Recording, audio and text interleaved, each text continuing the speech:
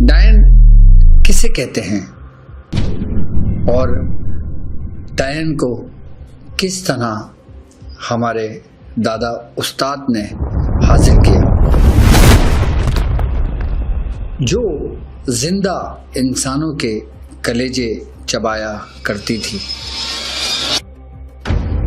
ऐसे वाकयात जो हकीकत पर मुबनी हैं और अंधेर नगरी के पहले एपिसोड में मैं शुरू करूंगा, वो सच्चे और हकीकत के वाकयात जो हमारे दादा से शुरू हुए और हमारे उस्ताद मोहतरम और फिर हमारे मुर्शिद और फिर मुझ तक जो कुछ हुआ आप जानेंगे इस सीरीज द डार्क वर्ल्ड में। बिस्मिल्लाहिर्रहमानिर्रहीम, अस्सलामु अलैकुम व रहमतुल्लाहि व बरकातुहू। द डार्क वर्ल्ड यानी ये कि अंधेर नगरी, यानी अनदेखी दुनिया के ऐसे राज जो अमलियात की दुनिया में बहुत मायने और पुरअसरार और अपने अंदर वो हकीकत को छुपाए हुए जो आज के दौर में नापैद होते जा रहे हैं। ऐसे उस्ताद भी आज के दौर में नहीं हैं और ऐसे वाकयात अब सुनने को देखने को नहीं मिलते। आज मैं आपको वो वाकया सुनाऊंगा कि जब मेरे मुर्शिद के जो उस्ताद थे, जिनका नाम था उस्ताद, उनका जिक्र शायद आपने सुना हो मियाँ हुजूर की ज़बानी। मियाँ हुजूर के इब्तिदाई वक्त में कि जब मियाँ हुजूर की उम्र 15 बरस थी, ये वाक़या है सन 1974 और 75 के दरमियान का। अगर मियाँ हुजूर की पैदाइश 1960 की है तो 75 में मियाँ हुजूर की उम्र 15 बरस बनती है। तो मियाँ हुजूर ने जब इस दुनिया में कदम रखा तो 15 बरस के थे। तो मियाँ हुजूर फरमाते कि उनके जब उस्ताद थे उस वक़्त उनकी उम्र कमो बेश 80 बरस थी या उससे कुछ ज्यादा, और उस वक़्त वो इस इल्म अलवी में यानी कि अमलियात की दुनिया में उस वक़्त वो अपने पूरे उरूज पर थे और उनका ताल्लुक हिंदुस्तान की सरजमीन से था। वो हिंदुस्तान से पाकिस्तान तशरीफ लाए थे और ये वाकया मियाँ हुजूर बताते हैं कि हिंदुस्तान ही की सरजमीन में वाकया पेश आया। फरमाते हैं कि मेवात इंडिया की एक जगह का नाम है, वहां पे एक गांव था और उस गांव में की आबादी चंद ही लोगों पर मुश्तमिल थी। तो वहां पे एक औरत रहा करती थी और जो वो औरत थी उसको शौक और जुनून हुआ जादू सीखने का। ये वाकया कमोबेश अगर मैं आज की तारीख से लेता हूं तो कम से कम 80 बरस पुराना वाकया है। ये 80 से 90 साल पुराना वाकया है ये जो वाकया पेश आया, क्योंकि ये हमारे जो दादा उस्ताद, ये उनकी जवानी का वाकया है। जब उन्होंने ये काम कर रहे थे, जब उन्होंने काम भी करना सीख किया था, तो उस गांव के अंदर एक औरत थी, वो जादू किया करती थी और ऐसा जादू करती थी कि उसका ये हाल था कि वो जिसके बारे में सोचती थी, यानी कि कोई अगर उससे कोई काम करवाने आता था तो वो खाली उसके बारे में सोचती थी और उसका काम हो जाता था। यानी कि उसके पास काली शक्तियां इतनी थी। उसका ताल्लुक एक सिफलीगर से था, क्योंकि वो काली दुनिया के काले राज से वाकिफ थी। वो उन शैतानों को पूछती थी कि जो शैतान उनके माविन और मददगार हुआ करते थे। उसका यहाँ तक आलम था कि मुझे कहना नहीं चाहिए, लेकिन मैं अपने उस्ताद के अल्फाज बता रहा हूँ कि उस औरत का ये मामूल था कि वो इतनी गुस्ताखियाँ करती थी कि वो हमारी जो मुतबर्रिक, जो तबरुकात हमारे होते हैं ना, जिसको हम बड़े अदब करते हैं, जैसे कुरान की कुछ आयतें हो गई, कुरान की सूरतें हो गई और कुछ दुआएं हो गई, तो वो उसके साथ बहुत गलत किया करती थी कि जिससे उसको काली शक्तियां मिलती थी। वो मलाऊन हो गई थी, वो काफिर हो गई थी। लेकिन वो अपने शैतान के चक्कर में, अपनी ताकत के चक्कर में, अपने ताकत के जोम में वो उनको हासिल करने की जस्तजू में लग गई। वो शायद ये भूल बैठी थी कि मरना एक दिन है, और जब इंसान एक ऐसे रास्ते पे चल निकलता है जो कुफर का रास्ता हो, जो हराम का रास्ता हो, जो जादूगरों की नगरियों का रास्ता हो, कि जो शैतान के माविन बल्कि शैतान ही बन जाए, कि जब वो मरते हैं तो एक तो वो उनकी कुव्वतें कि जो उनके अपने शैतान थे, यानी कि उस औरत का अपना ही हमजाद, कि जब वो औरत मरी, इस हाल में मरी कि उसके मरने तक 3 दिन तक किसी को खबर ना हुई। जब उसकी बदबू उठी उसके कमरे से तो मालूम हुआ कि वो औरत मरी है जो जादू करा करती थी।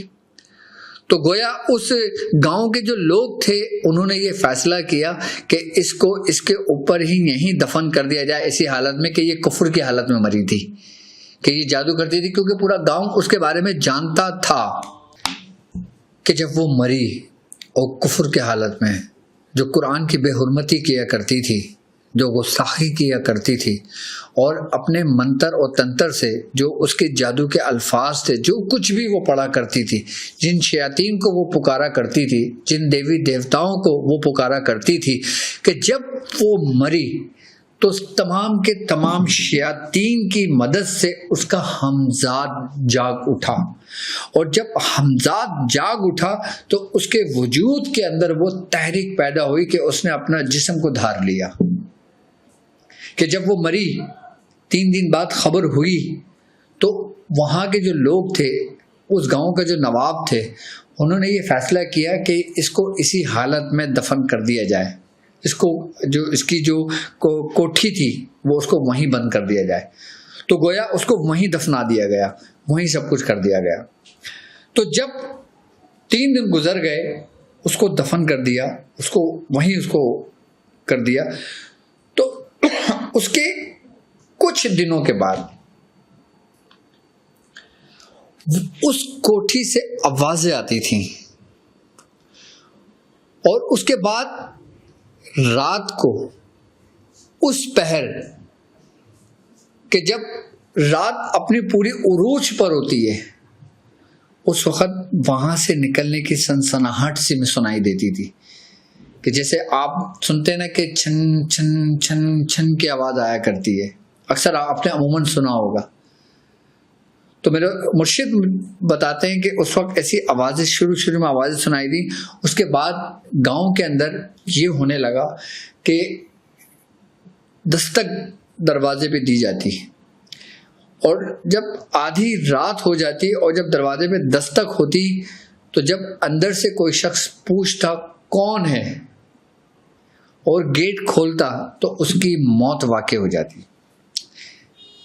यानी कि ये वही डायन थी जो पूरी शैतान बन चुकी थी,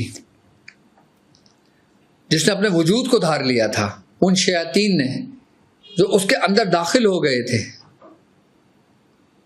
वो खुद तो मर चुकी थी, उसकी रूह तो निकल चुकी थी, वो तो अजाब में मुब्तला थी, लेकिन वो शयातीन जो उसके जाहिर उसके माविन मददगार थे, उन्होंने इसको डायन बना दिया। फिर ये वाकया यूं ही उस गांव में चलता रहा। मेरे मुर्शिद फरमाते हैं कि कम से कम 11 अमवात उस गांव में हो चुकी थी। हर शब जब आधी रात हो जाती, किसी न किसी घर पे दस्तक दी जाती, जब वो खोलता तो उसी वक्त वो गिर जाता और उसकी मौत वाक़ई हो जाती। जब लोगों ने देखा कि ये तीसरी चौथी मौत हो चुकी है, तो उसकी वजह क्या है, तो जब देखा तो मालूम ये हुआ कि घर में दस्तक होती है और एक औरत हाजिर होती है, एक औरत आती है, वो उसका कलेजा चीर देती है, जिससे वो उसकी मौत वाक़ई हो जाती है। बाकायदा तौर पे उसके जो सीने का जो हिस्सा है ना, ये हिस्सा ऐसा लगता है कि जैसे किसी जानवर ने खाया हो जब उसकी बॉडी मिलती थी। तो उस गांव के जो नवाब थे वो हमारे दादा उस्ताद को जानते थे, तो उन्होंने उनको खत लिखा और उनको गांव आने की दावत दी, उनको सारा वाकया उनको बताया। उस वक्त वो जवानी के थे, उरूज के थे। मैं तो फरमाते हैं कि उन्होंने सूरह इखलास पे बड़ी मेहनत और रियाजत करी थी। अपने आखिरी वक्त में वो सूरह इखलास बहुत कसरत से पढ़ा करते थे, बड़ी उन्होंने रियाजत करी थी। कि जब उनको बुलाया गया तो नवाब से उनकी दोस्ती भी थी। जब हमारे दादा उस्ताद यासीन जब वहाँ पर आए, नवाब से मुलाकात हुई, जब उनको सारा माजरा बताया गया तो उन्होंने कहा ठीक है, मैं इसको हाजिर करूँगा, मैं इसको बुलाऊँगा, ये अपने वजूद के साथ आएगी, लेकिन मुझे कुछ सामान की ज़रूरत पड़ेगी। तो वहाँ के जो नवाब थे उन्होंने जो जो दादा ने हमारे सामान का कहा, उन्होंने सामान का बंदोबस्त कर दिया। कि सामान के जिसमें सरकंडे की लकड़ियाँ थीं, कि जिसमें संदूर था और जिसमें दिल था गाय का, और कुछ छुरियाँ थीं, और कुछ उसमें जो बबूल के जो कांटे होते हैं वो कांटे थे, और ये सामान था जो उन्होंने मंगवाया था उन्होंने। और बाकायदा तौर पे उन्होंने लाल कपड़ा बिछवाया था, लाल कपड़ा मंगवाया था। अब हमारे दादा ने कहा कि देखो ये एक ऐसा खेल है कि जब मैं इस डायन को बुलाऊंगा तो दोनों में से किसी के साथ भी कुछ भी हो सकता है, या तो ये मुझे भी ले जा सकती है या मैं इसको ले जा सकता हूँ। अब जब ये मियां हुजूर वाकया बता रहे थे हमें, तो उस वक्त हमारा इब्तिदाई वक्त था, हमारे भी थोड़े से जिस्म की कैफियत बदलने लगी, हमारे भी रोंगटे खड़े होने लगे, क्योंकि उस वक्त हमने ये कुछ देखा ही नहीं था, हमने सिर्फ वाकया सुन रहे थे। ये वाकया सुनकर ही हमारे अंदर जज्बा पैदा हुआ, ये वाकया सुन के ही हमारा यकीन स्ट्रांग हुआ, ये वाकया सुनते ही, ये वाकया जो बताते थे हमारे अंदर एक जज्बा पैदा होता था, एक जुस्तजू बढ़ती थी। ये प्रोग्राम, ये ट्रांसमिशन करने का मकसद यही है कि जो लोग मेरे साथ चल रहे हैं उनमें बाकायदा जज्बा पैदा हो, एक शौक पैदा हो कि आगे क्या हुआ, कि किस तरह उन्होंने ये सब कुछ किया और क्या ये मुमकिन था, किस तरह उन्होंने नुकसान पहुंचाया। जब ये वाकया हम जब सुनते थे ना तो हमारी कैफियत बदल जाया करती थी। तो फिर हमारे जो दादा उस्ताद थे उन्होंने सामान मंगवा लिया। उन्होंने कहा कि जो गांव का रास्ता है मैं उस रास्ते पर बैठूंगा, और उन्होंने फरमाया कि जब ईशा की अजान हो जाए, ईशा की नमाज हो जाए, उसके बाद कोई भी शख्स गांव से बाहर नहीं निकलेगा, अपने घर से बाहर नहीं निकलेगा, अपना दरवाजा नहीं खोलेगा, अपनी खिड़कियां नहीं खोलेगा, अपने सारे चिरागों को बंद कर देगा, रोशनी नहीं होगी। रोशनी सिर्फ वही होगी कि जहां पे मैं होऊंगा, कि जहां पे मैं उसको बुलाऊंगा। पूरे गांव के अंदर एक जरा सी भी चिंगार अगर जली, यानी कि एक रोशनी मध्यम हुई, एक रोशनी जली चिराग की, तो वो उसको नुकसान होने का अंदेशा है। दादा मैंने ये एहतियात बताई कि भाई ये एहतियात लाजमी होगी करना। फिर हुआ ये कि जब इशा की अजान हुई, सब नमाज पढ़ी और जो जो करते थे सब अपने मामला से फारिग हुए, सब ने चिराग बुझा दिया। अब वो रात क़यामत की रात थी कि उस रात में फैसला होना था, या गांव का, या उस्ताद का, या फिर उस डायन का। अब हुआ ये कि हमारे जो उस्ताद थे, हमारे दादा उस्ताद थे, उनका एक चेला था, वो उनके साथ साथ था, उनका ठेला उठाए फिरता था। तो जो गांव का रास्ता था वहां से तकरीबन हर 10 कदम पे एक सरकंडा लगाया। अब जैसे मिसाल के तौर पे मैं आपको समझाता हूँ, एक यूं रास्ता बना हुआ है, एक ही रास्ता है पूरा, ये चारों तरफ गांव है, गांव का रास्ता यहाँ से दाखिल हो रहा है, ये पूरा ट्रायंगल गांव का आ रहा है, ऐसे ये पूरा सर्कल गांव है और ये पूरा ऐसे रास्ता आ रहा है पूरा, यहाँ से अंदर दाखिल होते हैं। तो जो रास्ता दाखिल होते हैं यहाँ पे हर 10 कदम पे एक से एक सरकंडा लगाते गए। अब मैं बताऊंगा कि सरकंडे की वजह क्या थी, क्योंकि हम सवालात करते थे जब हमारे मुर्शिद वाक़यात बताते थे ना, हम पूछते थे भाई सरकंडे की क्या हकीकत थी, क्यों रहा करता। मैं पहले तरीक़ेकार समझा दूं, उसके बाद में इसकी हकीकत भी बयान करूंगा आपसे। हर 10 कदम पे एक एक सरकंडा तकरीबन वो 4 से 4.5 फीट तक उसकी हाइट थी, तो वो जमीन पे गाड़ते थे, हर 10 कदम पे वो गाड़ दिया करते थे। तो उस पूरे रास्ते में सरकंडे लगाए हर 10 कदम पे, उस हिस्से तक जहां से गांव का रास्ता शुरू होता है, जहां से गांव का रास्ता शुरू होता है और जहां से वो पहला घर बनता है, वहां से लेके उस रास्ते तक सरकंडे ऐसे लगाए 10-10 कदम पे, और 10-10 कदम पे ऐसे सरकंडे लगाए। और फिर उस सरकंडे के लेके 3 रस्सियां बांधी, एक काले कलर की रस्सी बांधी, एक लाल कलर की रस्सी बांधी और एक ब्लू कलर की रस्सी बांधी, यानी कि जो आसमानी रंग होता है ना ब्लू, उस रंग की बांधी। दोनों तरफ से रास्ता पूरा पैक कर दिया। और दादा ने, हमारे दादा उस्ताद जो थे, उन्होंने एक लोटे के अंदर पानी भरा, और लोटे के अंदर पानी भरने के बाद हमारे मुर्शिद बताते कि उन्होंने उस पर कुछ पढ़ा और उस पर दम किया। दम करने के बाद उस लोटे को उठा के, जो जैसे कि टेबल है, ये पूरा गांव है, तो उस लोटे को उठा के उस लोटे को पानी गिराते गिराते गिराते, अब एक लोटा है ना, पानी तो खत्म हो जाना है, लेकिन वो कौन सी कुव्वत थी ऐसी, वो कौन सी ऐसी पढ़ाई थी, वो क्या ऐसे मामलात थे कि वो लोटे में जितना पानी था वो पूरा गांव का सर्कल घूम गया। बड़ी हैरत हुई थी हमें सुनकर ये, कि जब उन्होंने हमें बताया, उन्होंने पूरा लोटे का पानी, उन्होंने पूरा उसमें उसको पानी गिराया और उस जगह पर आ गए कि जिस जगह पे वो रास्ते का एंट्रेंस थी, जहाँ पे सरकंडा बना हुआ था। अब वहां पे उन्होंने जो छुरियां थी, लोहे की जो छुरियां थी, वो 3 हिस्सों में गाड़ी, एक वहां जहां से वो शुरू हुआ, एक सेंटर में, और एक जहां पे वो खुद बैठे, वहां 3 इस तरफ गाड़ी, 3 इस तरफ गाड़ी। और फिर उन्होंने वहां पे गड़ा खोदा। गड़ा तकरीबन हमारे बाबा बताते हैं कि उन्होंने गड़ा खोदा था तकरीबन 6 फीट का, और 6 फीट गहरा खड्डा था, और तकरीबन उसकी जो लंबाई थी वो भी तकरीबन उतनी ही थी, और उसके अंदर उन्होंने भूसा भरा हुआ था, उसके अंदर उन्होंने भूसा भर दिया था, उसके अंदर जो भूसा, जिसमें गाय भूसा खाती है ना, वो उन्होंने भूसा भर दिया था, और उसमें लकड़ियां डाल दी थी, छोटी छोटी लकड़ियां सब डाल दी थी, और उसमें ऐसा तेल डाल दिया था जिसमें आग लगानी थी।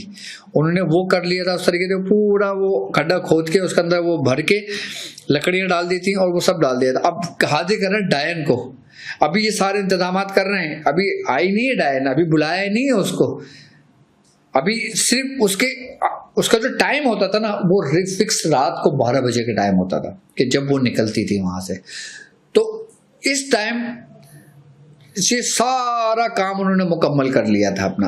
अब वो गड़े के तकरीबन 6 फीट के फासले पे दादा बैठ गए, और उन्होंने लाल कलर का कपड़ा बिछाया, आप बैठ गए, आपने अपना काम शुरू किया। एहतियात बताई कि गांव में एक जर्रा बराबर भी रोशनी नहीं होनी चाहिए, जर्रा बराबर भी किसी घर के अंदर कोई चिराग की एक लौ भी ना हो, क्योंकि अगर किसी भी घर के अंदर वो चिराग की लौ जलती, किसी घर के अंदर या किसी हुजरे के अंदर रोशनी आती, तो हमारे दादा बताते हैं कि वो पूरे का पूरा घर को खत्म कर देती। अब हुआ ये कि उन्होंने पढ़ाई शुरू करी, और जब पढ़ाई शुरू करी, जब उसके आने का टाइम हुआ, वक्त हुआ, तो उन्होंने उस घड़े के अंदर आग लगा दी। अब घड़ा जल रहा है, रोशनी सिर्फ वही है, और उससे 6 फीट के फासले पे वो बैठे हुए हैं दूर, और उनके पीछे उनका चेला बैठा हुआ है, और उनके पीछे जो उनका चेला बैठा हुआ है, उन्होंने ये करा कि एक रस्सी पहले अपने बांधी और दूसरी रस्सी का सिरा अपने चेले पे बांध दिया, उसको अपने पीछे बिठाकर। ताकि उसको भी नुकसान ना पहुंचे, और उसको कहा कि तुम अपना रुख मेरे पुष्ट की जानिब रखना, कि जैसे एक शख्स ये बैठा हुआ और एक ऐसे बैठ गया, एक का रुख इस तरफ है, एक का रुख इस तरफ है। उसको कहा कि तुम्हें ये काम करना है और मैंने ये काम करना है। अब दोनों बैठे हुए फासले पर, अब काम शुरू हुआ, आग लगी, टाइम हुआ।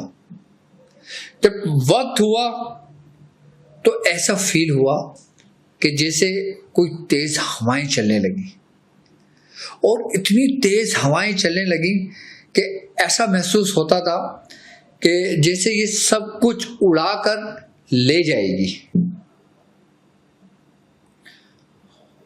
और उस हवा का प्रेशर इतना था कि उस हवा के प्रेशर से ऐसा लगता था कि जैसे गांव का हर दरवाजा, हर खिड़की टूट जाएगी। और मट्टी, कि जैसे कोई सहरा की मट्टी होती है ना, कि जब मट्टी उड़ने लगती है कि आंखों में कुछ नजर नहीं आता, तो फिर उस तरीके का फील होने लगा। खैर, जब ये पूरा अपने उरूज पर हो गया, कि हमारे मुर्शिद बताते हैं कि जब वो अपनी जगह पे बैठे हुए थे और जो 6 फीट के फासले पे जो गड़ा था, मट्टी के धुआं ऐसे हो जाते जैसे कुछ नजर नहीं आता। जब इस किस्से का वो पूरा मंजर बन गया, उस वक्त एक औरत जाहिर हुई। इतनी खौफनाक हालत में वो औरत जाहिर हुई कि जिसके बाल ऐसे लटक रहे थे कि जैसे वो कोई सांप हो, और वो औरत पूरी बरहन हालत में थी कि जैसे उसके जिस्म पे कोई कीड़े चल रहे हों, और उसकी आंख कि जैसे अंगारा, कि जैसे आग के शौले, और चेहरा उसका बिल्कुल सिया, और सिया इस तरीके का कि जैसे किसी को अगर धुएं में अगर देखते हैं तो उसकी रंगत बदल जाती है। ये पूरा वाकया हमारे सामने है कि वो आई और आके जब उसने घड़े के करीब आई तो वहीं रुक गई, और उसने एक खौफनाक चीख निकाली, ऐसी खौफनाक चीख कि जिसको सुनकर इंसान का दिल बैठ जाए। उसके बाद हमारे दादा उस्ताद ने अपने पढ़ाई शुरू की, और फिर उससे कलाम हुआ, और फिर उसने बताया, किसने? उस डायन ने, कि वो इस गांव के एक एक फर्द को मार देगी।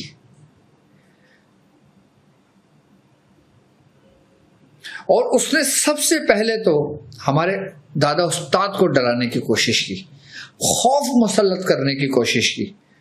हमारे मुर्शिद बताते हैं कि हमारे दादा उस वक्त हमें वाकया बताया करते थे, वो कहते थे कि जब इतना खौफ उसने तारी कर दिया था, इतना खौफ तारी कर दिया था, उसकी हैबतनाक शक्ल और उसका जिस्म की साख ऐसी थी कि उस हालत में उनके जिस्म से पसीना ऐसे बह रहा था कि जैसे पानी बह रहा होता है।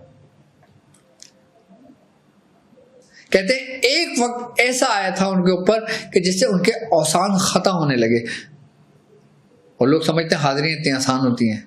अब मैं अपने दादा उस्ताद की बात कर रहा हूं कि उनकी ये हालत थी उस हाजिरी में कि जिसको वो खत्म कर रहे थे बैठकर।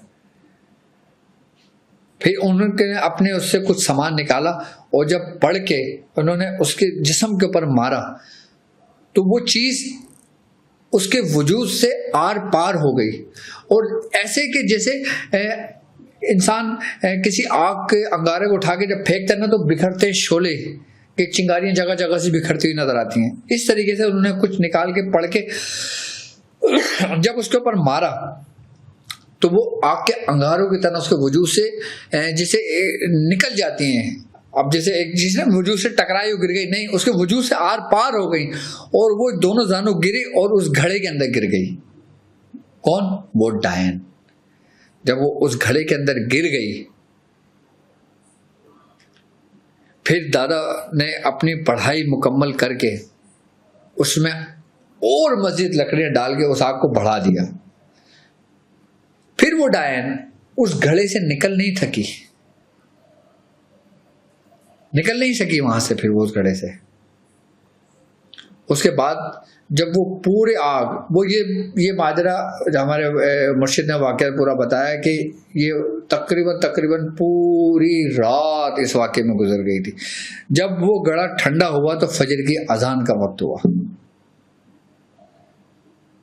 कि जब ये मामला ठंडा हुआ तो फजर की अजान हुई। जैसी फजर की अजान हुई ऐसा हुआ कि जैसे एक ठंडी हवा चली, एक नूर, एक फीलिंग, कहते हैं ना खुशी का वो होना, एक तस्कीन होना, एक सुकून होना कि भाई जैसे नमाज पढ़ के इंसान को सुकून मिलता है, एक ऐसी ठंडी हवा चली। फजर के अजान के कलमात पढ़े गए। उसके बाद फरमाते हैं कि गांव के हर शख्स ने वहां पर खड़े होकर अजान दी। उसके बाद उस घड़े को वहीं दफन कर दिया गया और 40 रोज तक उस घड़े पे बैठकर हमारे जो दादा थे ना, दादा साहब थे, उन्होंने उसके ऊपर पढ़ाई करी थी। और उसके बाद जब ये काम हो गया था, उन्होंने ये हुक्म दिया था कि अब इस गांव को इस जगह से मुंतकिल कर दो, यानी कि अपनी ज़मीनों को पीछे की तरफ ले जाओ ताकि ये जगह अब आबाद नहीं हो सकती। आज भी हिंदुस्तान के उस मेवात जगह पे वो जगह मौजूद है। अब ना मालूम जगह होगी, अब तो हमें तो नहीं मालूम, लेकिन उसके असरात हमेशा रहते हैं। जब वो हमें ये वाक़यात बता रहे थे तो उसके कुछ ही दिनों बाद सूरज ग्रहण था। तो मैंने अपने पापा से कहा, मैं पापा पापा उनको कहता हूँ और उस वक़्त भी मैं कहता था। तो मैंने उनसे कहा, मैंने कहा अच्छा ये बताएं, ये तो हो गया, अब मुझे ये बताएं कि अब हम क्या करें। तो कहने लगे तुम कर लोगे। तो मैंने कहा हम तो नहीं कर सकते, लेकिन आप हैं तो हम कर लेंगे। कहने लगे अच्छा जब वक्त आएगा तब मैं तुम्हें बताऊंगा। उस वक्त हमारा इब्तिदाई वक्त था। उस वक्त हमारे साथ जो पीर भाई बैठे हुए थे ना, तो मजीद भाई थे और एक वो थे यासीन थे और एक शेख साहब आते थे, वो बैठते थे, वो थे। तो कहने लगे जब वक्त आएगा ना मैं तुम्हें बताऊंगा, फिर तुम करना।